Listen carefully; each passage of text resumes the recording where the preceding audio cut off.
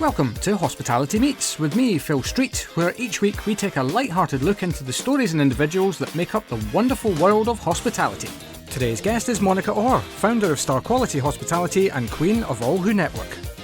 Coming up on today's show, Monica gets sick of the high life. And he got to the point like, I don't want another self-serve meal, thank you very much. Phil reveals how you can get him to say yes to stuff. Because I'd had a couple of glasses of champagne, I went, yeah, let's do it. And Monica explains the best way to prepare for online meetings. So I'm at my house with my cat sitting on me. All that and so much more as we chat through Monica's excellent journey to date. Throughout our chat, we keep coming back to the power of networking, and Monica really is world class in this field. Her journey really does demonstrate that getting yourself out there and putting yourself in a room full of familiar and unfamiliar people really can help you get to where you want to go.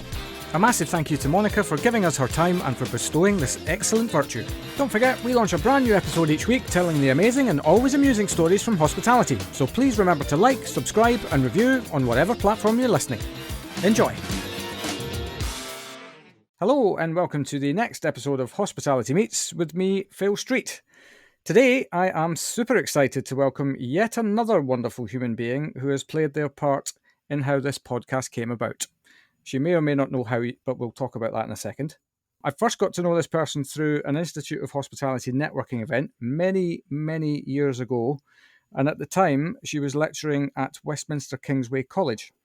Now, she has her own consultancy, Star Quality Hospitality, where she also, in that time, has written 3 books, which we'll talk about later for sure. And she is undoubtedly the most networked individual that I know. So it gives me huge pleasure to welcome to the show Monica Orr. Thank you very much, Phil. Great to be here. How are you doing? Good. Excellent. Where in the world are you today? I'm in London. Do you live in London? I do live in London, yes. So Yep. I'm at my house with my cat sitting on me. Excellent. So he may chime in at some point. Or he might That's behave fine. himself. He's welcome to get involved. We welcome all thoughts at all stages. So I mentioned there that you obviously have played your part. Do you know how you played your part in how this came about? Something to do with Springboard and a pantomime? Yeah, definitely. Yeah, for sure. Absolutely. It was obviously you and I reconnected after a couple of years at another networking event, which was another Institute of Hospitality networking event, which was the Aspiring Managers in 2017 or 18, I think it was. Something like that. And after a couple of glasses of champagne, we started talking about musical theatre, and I can't even remember how we got onto that. But then it culminated in you saying, "Oh, do you know you should sign up to the Springboard pantomime?" And because I'd had a couple of glasses of champagne, I went, "Yeah, let's do it." Then woke up the next morning and thought, "What have I done?" But then went for it and thoroughly enjoyed the experience. Definitely reconnected me with a side of my personality that had been asleep for a very long time. And that led to, I suppose, a little bit more confidence in public. And here we are. So there you are. It's all your fault. Well, there you go. It literally is all of your fault. Yeah. No, brilliant. Before we get on to anything and everything that you're up to at the moment, of course, there's a whole career behind you so far. So take us all the way back to the beginning of your career. How did you get into hospitality in the first place? Gosh, well, I think what it was I read a book a long time ago called Hotel by Arthur Haley, and it was turned into a mini series and a TV film. And basically, it's kind of what happens behind the scenes in a luxury hotel, but it's all fictional. Okay. So that kind of got me intrigued about the world of hotels and hospitality, and I kind of decided that's what I wanted to do as a career. I was quite adamant I was going to work in a hotel, regardless. I had no background in it at all. My family and everything, nothing to do with hotels. Yeah. So I thought it was a bit of a strange career path, but they kind of just let me get on with it. Yeah. And so I did. I'm glad they did. Yeah, I did the traditional schooling, well, then it was GCSEs and A-levels. And then when I got my A-level results, I kind of said, well, I want to study hotel management. And there was an advert in the paper for South Devon College. So the next day I moved down to South Devon, lived there for 3 years and studied hotel management, which I absolutely loved. And that was kind of the start of it. And then from that, I came back. So I'm based in London, so I did come back to London after those 3 years. And part of that course was to do an industrial placement. And I was like, well, I'm going to do it in a 5-star hotel in London. So I wrote off to loads of different hotels, got myself a placement. And Okay. I started off working at the Ritz for the first bit of the placement. And I worked in housekeeping there. That's not a bad start. It's pretty good, yeah. Yeah. And then I had to do a second placement as well, which was like towards the end of it was an H&D I was doing then, the H&D. And so I thought, well, the placement I want to find, I want it to link in to be a job as well. So I looked for that, and then I ended up working for Radisson Edwardian Hotels. Okay. Yep. And I worked in reservations with them. So I did reservations and sales, worked in several of their hotels in London. And then I had the opportunity to work on cruise ships. So And yes. do you know what?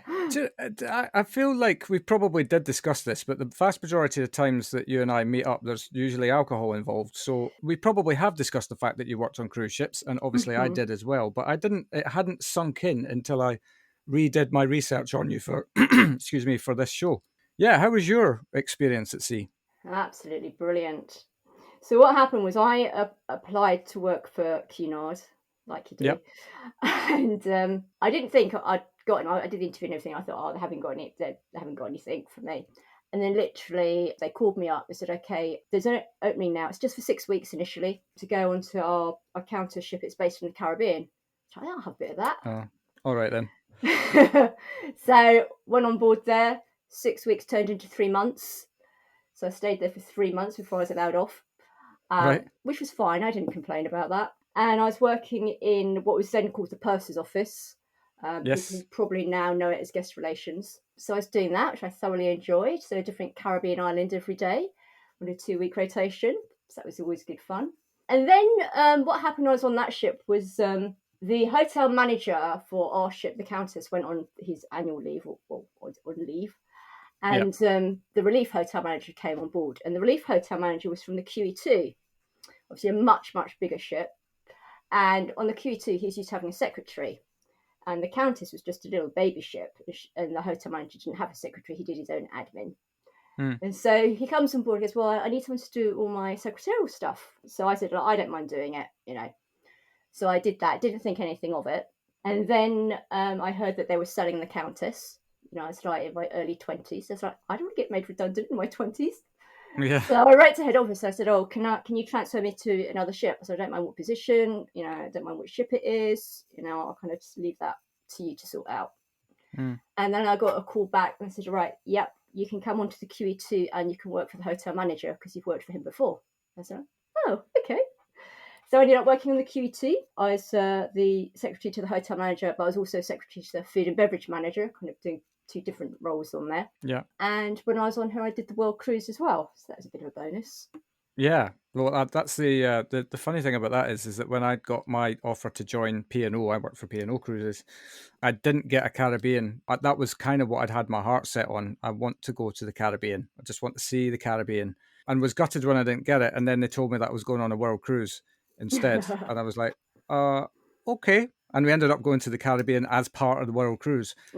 It's such a wonderful. I just think it's the greatest start to a career in hospitality that someone can have, because it teaches you so much, just in terms of the travel element, but also, you know, these things are massive, and the volume of people, but how do you deliver a good experience to that volume of people, and all of these sorts of things. It's a wonderful training ground for early career. Definitely. And you can't get away from the complaints. You've got to deal with them.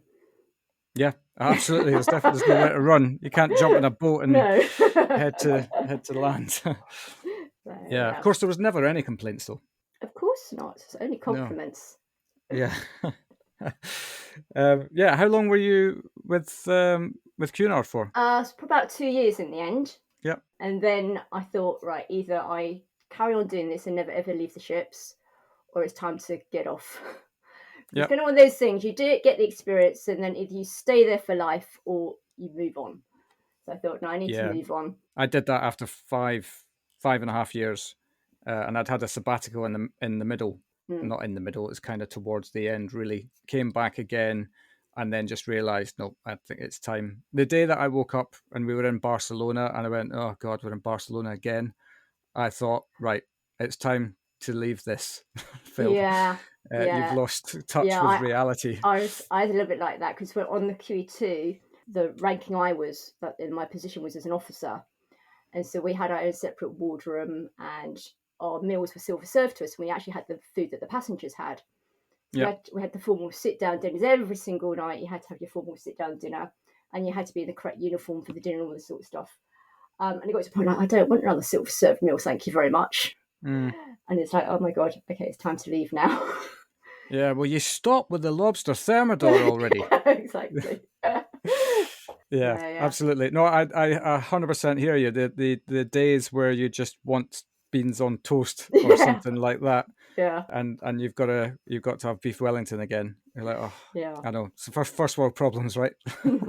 Yeah. So, where did you head next? Yeah. So after that, I came back to land. I decided that I actually wanted to go back to university and study a bit more. And I wanted to specialise in human resource management. So I actually applied to do a master's down in Bristol.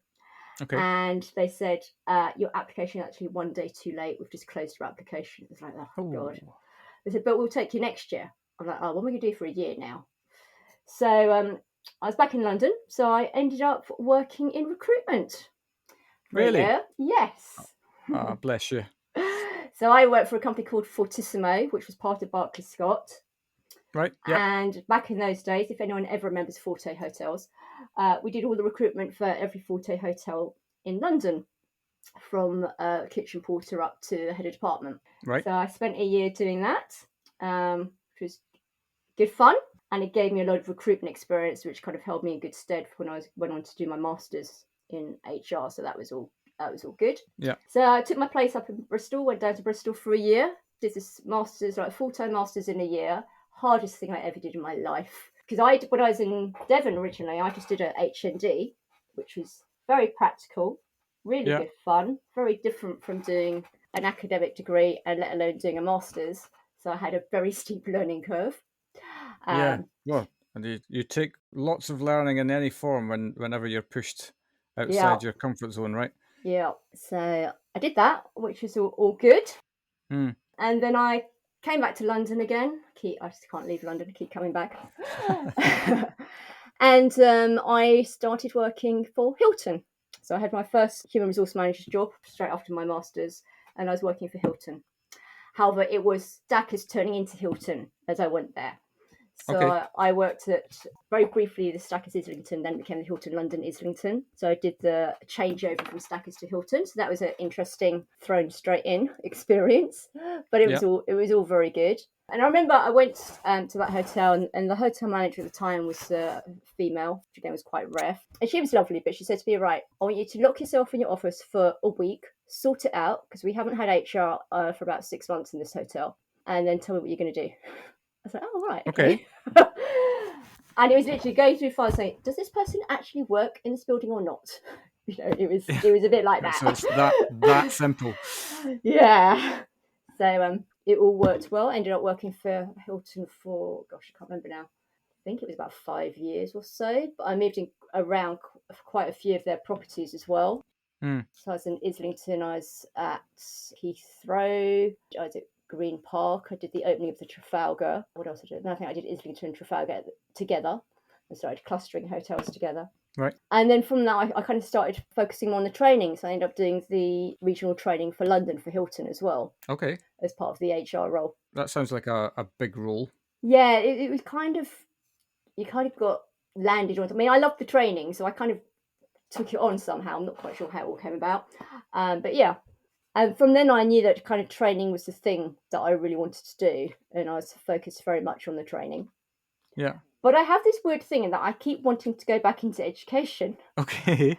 And even though I had my master's, because I was so focused on the training, I thought I want to do more kind of specific training stuff. So I actually did a PGCE. Yeah. And that's how I got involved with Westminster Kingsway College.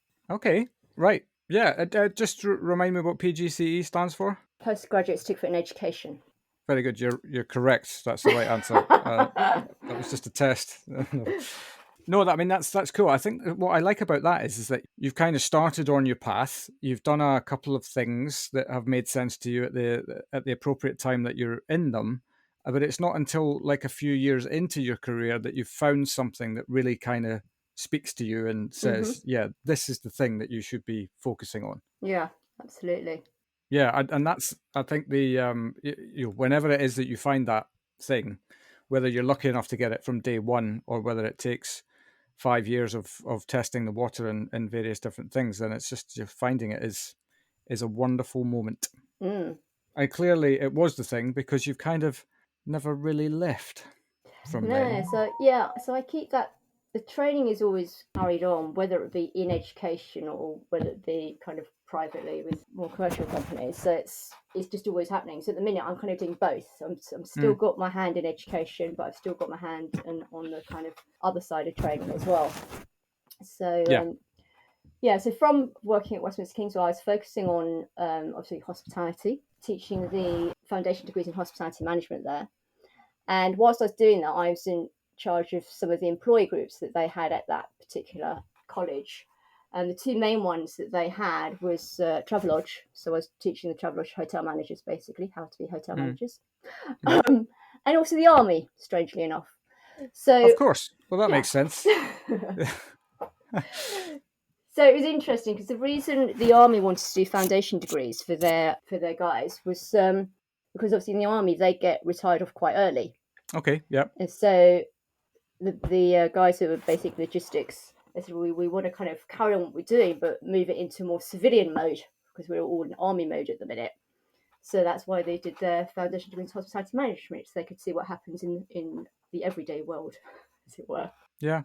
That's interesting actually, because that's actually an area of the workforce that's getting, I suppose, more and more focus in a good way. There are, as you say, unless you're lucky enough to climb the ranks and become a high ranking officer or whatever, the vast majority get to a certain level, but then because they're no longer as physically or their eyes start failing or whatever, no longer as capable as they were, that they've got no choice really than to look at a life back in regular civilianhood, as it were. And we could, as an industry, we could absolutely do with that kind of ethic focused workforce for sure.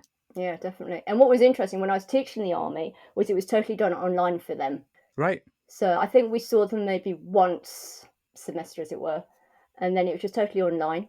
So we had fun and games getting them to. Back in those days, it was using Messenger online. This is how long ago it was. Before didn't have Zoom. No WhatsApp. No WhatsApp. No Zoom. No. Yeah. So that was funny games doing that. And then I was their personal tutor as well, so I'd actually go out to the army barracks to see them on a face-to-face just to make sure they were still alive and doing everything they're meant to be doing. Yeah. And I did actually have one of my students, because a lot of them were obviously on tour as well, which is another reason why it was online. They weren't always based in England. Yeah. So I had guys in Kenya and Afghanistan, and actually one of my guys did say, "Oh, I can fly out to Afghan. We can do the tutorial there." I'm like, "No, it's all right. I'll wait till you get back." Yeah, I can imagine that's I can't imagine why you would want to wait to come back here, but anyway, no, that's cool. And actually, it was as I said at the top of the show that that was when you and I actually met for the first time when you were at Westminster Kingsway, and you very kindly invited me to come and be part of a careers day there, which I found a very, very interesting experience from the other side, looking at that process, because actually you forget when you kind of just get on with your career that was us one day many moons before, and there's confidence to be had and to be learned yet, and the confidence comes with experience and all of that sort of thing, and you can start to see already at that age, I suppose, who are potentially going to be the stars and who are the ones who are going to need the work or need help and a little bit more support than others. How did you find that experience? Yeah, that's with the students. I think that was when they were doing I think it might be the human resource module. I forget now. But they were basically being assessed as if they were on an assessment day, and they said they had the interviews and the different assessment tasks they had to do, so they had an idea of what it would feel like. Yeah. And it was interesting because more of their true characters came out when they were doing that assessment.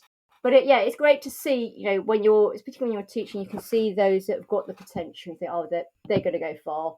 And then you can see the ones that need that additional help as well. And that's what you're there for, just to support them and move them forward as to where they want to be, and give them the inspiration they need as well, and motivation. Yeah, absolutely. And that, I suppose, is also the experience of a day like that is a kind of first foray into the real world, in inverted commas, in the sense that you're then faced with people that you've never seen before in your life, and that could be quite a rabbit in the headlights moment. But the thing that I remember is that the vast majority of that day really handled themselves wonderfully, very professionally, and that's really all you can ask for, I suppose, Yeah. at that stage. Yeah.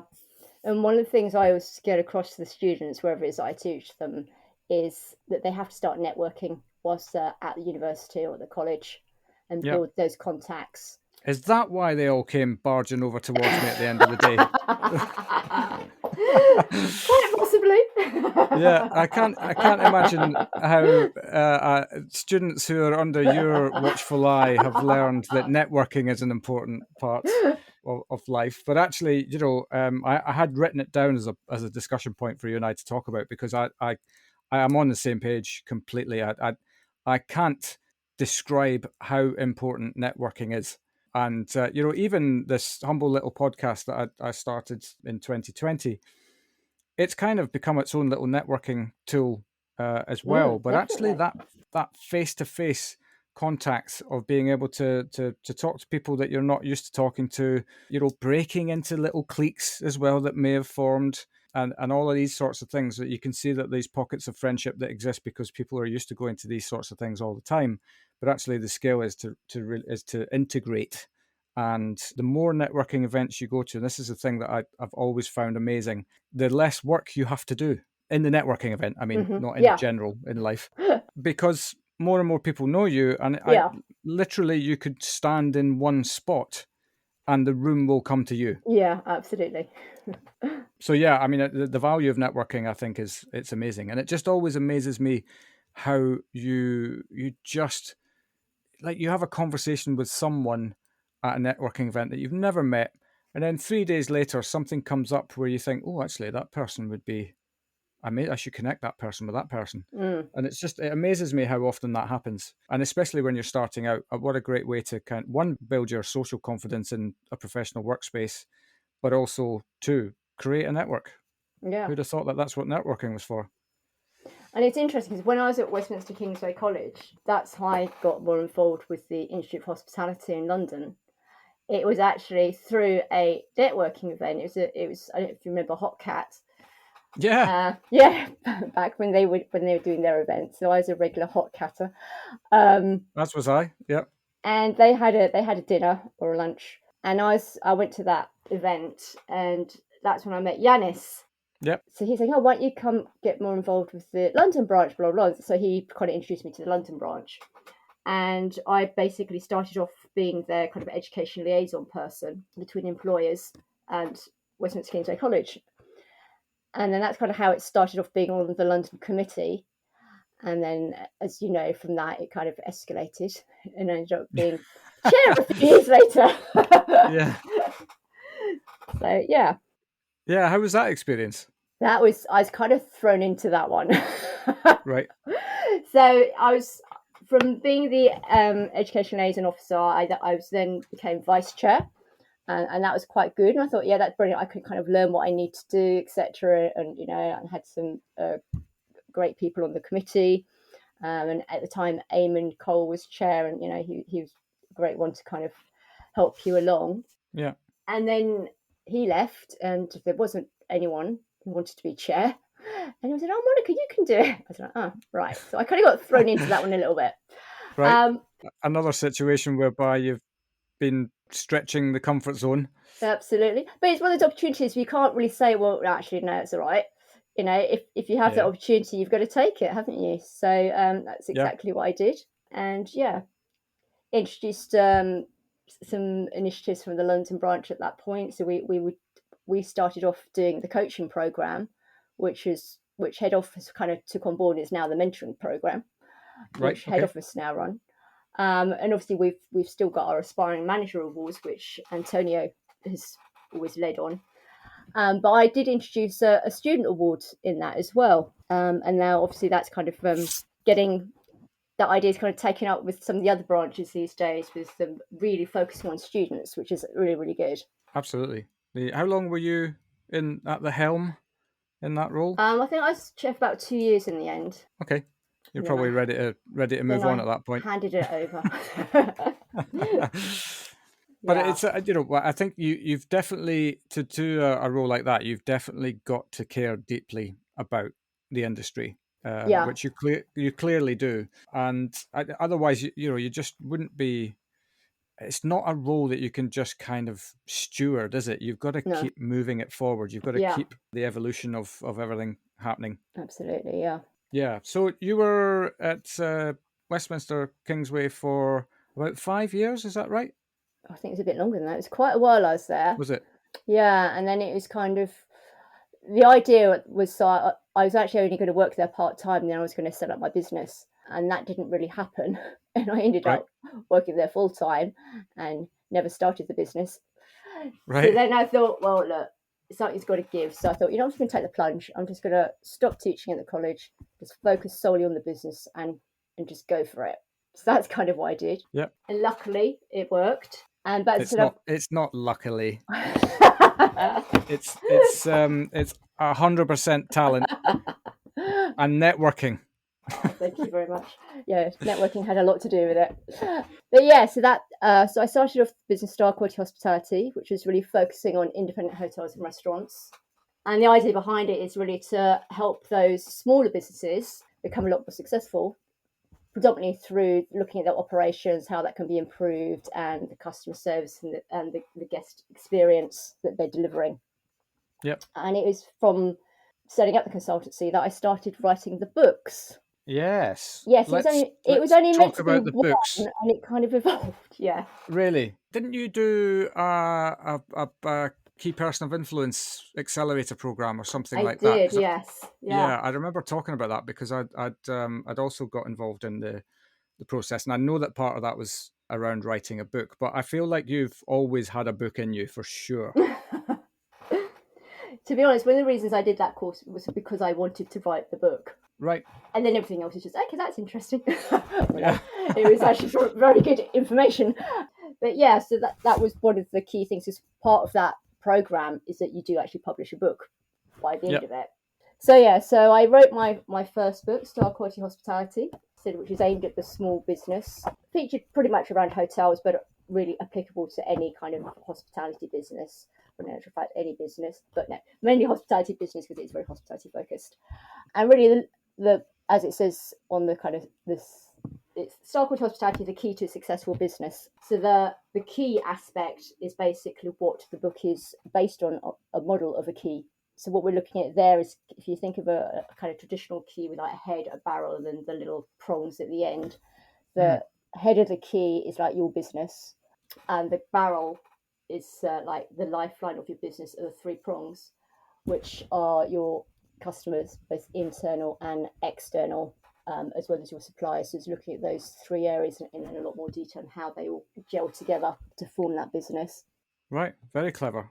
I'm also I'm very grateful that you described the different parts of the key.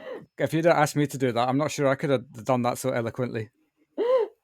So that was the first book, and I thought, yeah, brilliant, that's done. Yep. Did really well on Amazon, and then everyone kept saying, when are you going to write your next book? Yeah. I wasn't planning on writing a second book. I've had a couple of published authors on the show now who have all said exactly the same thing, which is as soon as the first one's done, everybody's in your ear going, okay, when's the next one? Yeah.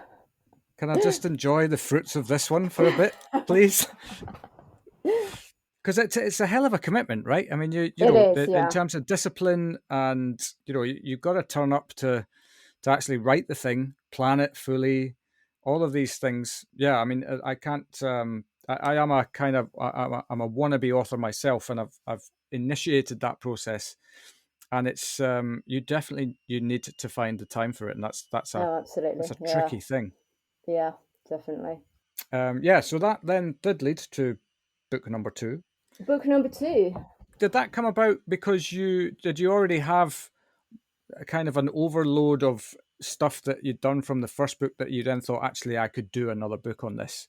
Or was that a completely fresh new idea? I think it was more of a fresh new idea. Right. I hadn't really thought about writing, because I wasn't thinking of doing any more than one book, so I hadn't really thought what else would I want to write about. So on the second one, I thought, well, obviously, my passion is very much about the guest experience. So the second was the star quality experience, the hotelier's guide to creating memorable guest journeys. Yep. So again, I put a little model around this, which I call the 7 R's model. But what I wanted to do with this one was to look at it from a different point of view. So, everyone knows about the guest journey. Well, let's actually look at it from almost like from behind the scenes. So what the hotelier actually does behind the scenes to make that guest journey happen. And so in order to do that, so I knew what I wanted to put in it, but also I thought, well, it's like when I teach at university, you say things and students go, yeah. You bring in a guest speaker, they say exactly the same thing. Go, wow, really? So I thought, doing the same thing with the book. I'm going to be writing the book and going, yeah, we know that. So I thought, I'm going to interview some hoteliers, I'm going to interview some of my clients, get their stories in the book as well. Yep. And then it's like, so this is what I'm saying. But look, it does happen in reality, because this is what these hoteliers are doing, and these are their stories around it. Yeah, clever, like that. So that's how I did that. And as I was doing each book, each time it evolved a bit more in kind of how I put the book together. So that's what this one's all about. And we have the 7 R's model in that. Yeah. Which you can read about. And that's also where my kind of random act of kindness philosophy comes out a lot more as well. So that's in there. Yep. Are you an advocate of the random acts of kindness then? I am, yeah, definitely.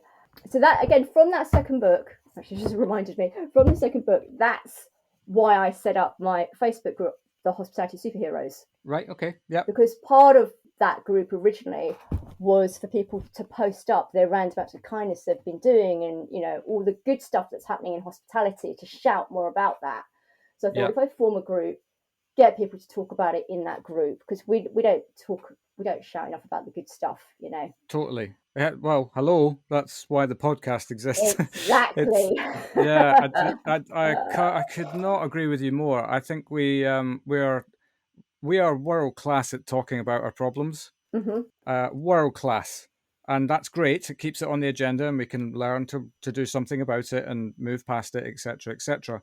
But we're absolutely terrible at shouting about how good we are in certain areas. And that's the stuff for me that people in the world should know about around hospitality, because there's so many world-class individuals in this business, so many professionals who have devoted, a life of service to others. And I always argue that what more honourable profession is there than that? Exactly. And that's what led me to the third book. Really? I didn't exactly. I didn't know the story as to how that came about. I genuinely didn't do that as a segue. That is exactly what happened, because the third book is called Star Quality Talent, Inspiring Hospitality Careers. And I just wanted to really promote the industry more.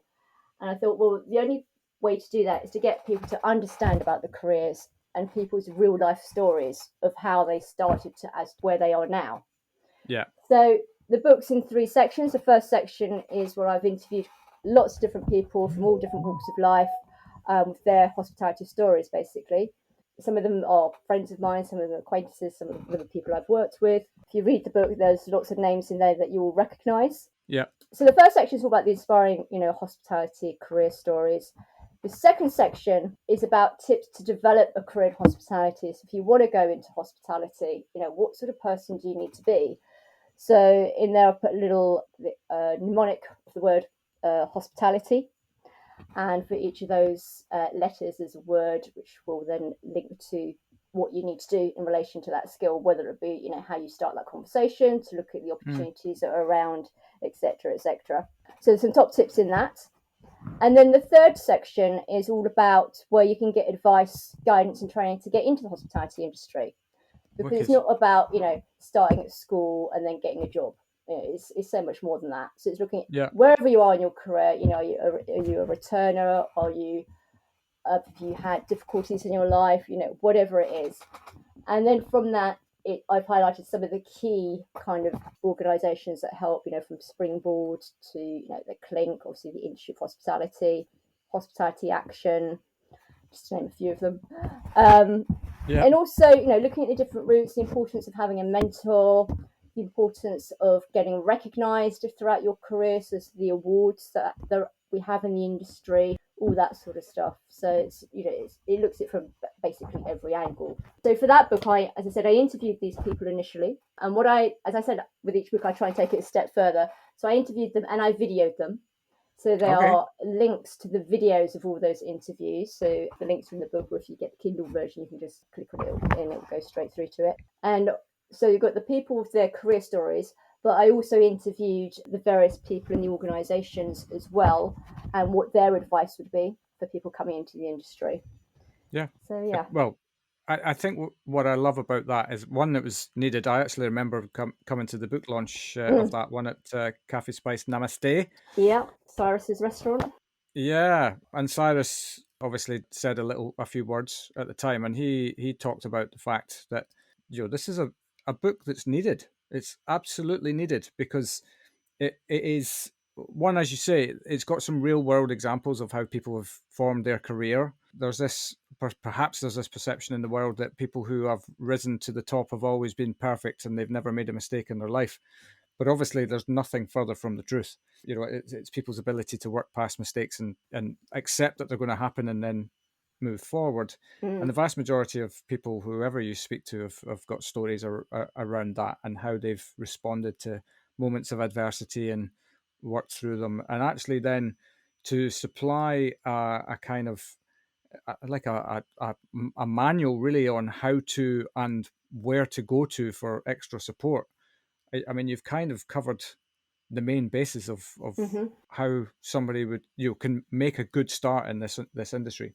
Yeah, and that was the whole kind of point of putting this book together. So a one-stop place to find out, who do I go to if I need this, or if I need to find a mentor, what can I do, etc. Yeah. So that's how that book came about. And Cyrus wrote the foreword for that book. Yep. And Cyrus the legend. Cyrus, he's amazing. And Fred Turex, he wrote a little testimonial as well, which is on the front cover of that book. Brilliant. So, any more books planned? I haven't really got a book plan. I mean, I've got ideas floating around in my head, but I'm not kind of ready to put them out. But I do. I've, as always, got people saying, "Can I be in your next book?" Yeah. I may have to volume 2. Yeah, formulate something around that as well. I don't know. We'll see. Yeah, well, they say that when somebody's written one book, they need to get to 2, and when you've done 3, you've definitely got 2. You've definitely got to get to 3. But the jump from 3 is actually to 5. So yeah, exactly. Yeah, you can't leave it at 4. No way.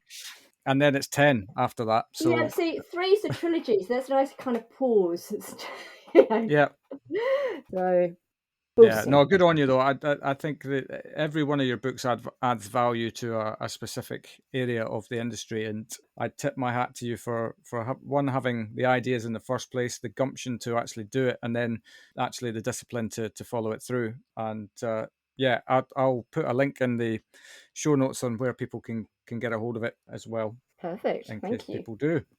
Yeah. I also noticed on your LinkedIn profile when I was doing my research that you're a licensed world host in customer service. What is that? So World Host is a customer service program. Right. So I'm basically, in order to deliver that program, you need to have a license from World Host. So I have my license to deliver that, and they've actually just revamped quite a few of their programs, obviously because of COVID and everything. So during COVID, they had an online course, so how to stay COVID safe. Right. Their World Host is the main customer service program for hospitality, leisure and tourism. And it's now it can be done online or face-to-face. Now there's 2 different ways that it can be delivered depending on people's preference. They also have another course which is called Inclusive Service, which kind of brings the diversity and inclusion banner, bringing everything together. Yep. And they have various other courses. They've got a supervisory one for customer service as well. So yeah, so I deliver those programs as well. These are more to my private clients that I deliver those to. So sometimes I do open courses, or sometimes I just do it specific for a client I'm working with. Got you. I hope that you're ready for this, because I do ask pretty much everybody that comes on the show if they have any funny stories from their career so far. Anything that you can share with us? Oh, funny stories. I'm sure there's loads. Now you ask me, I can't think of any. It's always the way. Yeah, the only thing I can think of at the minute is not really that funny actually, but it was when we worked on the ships. Just some of the questions the passengers would ask us, we would think, really. So Yeah. obviously, we're on a cruise ship, and the crew were on the cruise ship traveling with the passengers. So the crew are going to have their own accommodation on the ship. But some of our passengers didn't understand that concept, and they'd say, "So, how do you guys get to the ship every day?" Oh God, I had that And it's one. like, Yeah. yeah, well, they fly us in early in the morning, and you see those lights there on the ship. Those the lights. They're not for decoration. They're actually the landing lights for the helicopter that flies us in. I'm glad you had fun with it as And they well. were like, "Really? Oh!" And they just took it. They really thought we were flown in every morning. Yeah, at night time we lower the lifeboats, and all the crew go on there and just sleep off the back of the boat. That was the other one Yeah. that we used to use. And then there's the classic: do these stairs go down? Do you know, the amount of people that I've spoken to about that have actually experienced that particular question.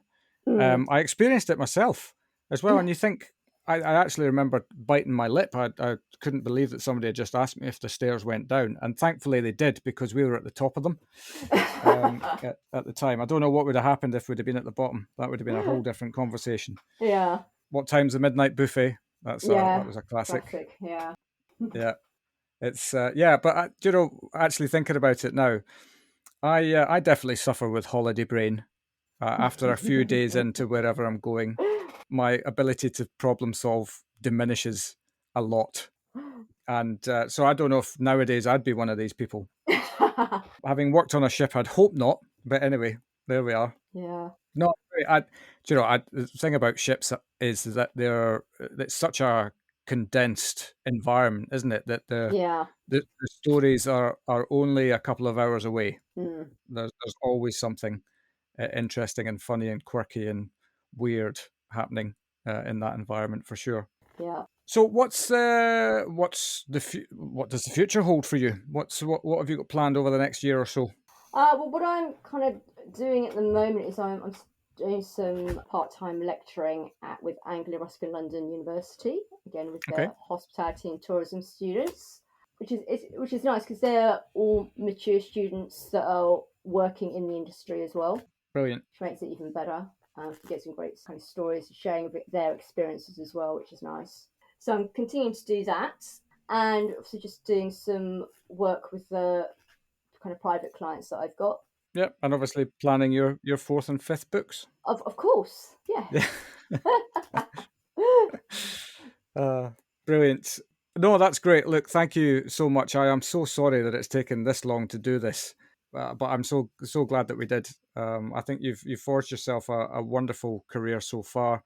In many ways, you've still got an awful lot to do and to give, and you are somebody to this day that still cares deeply about the industry, and I absolutely tip my hat to you for that, and more of the same, please.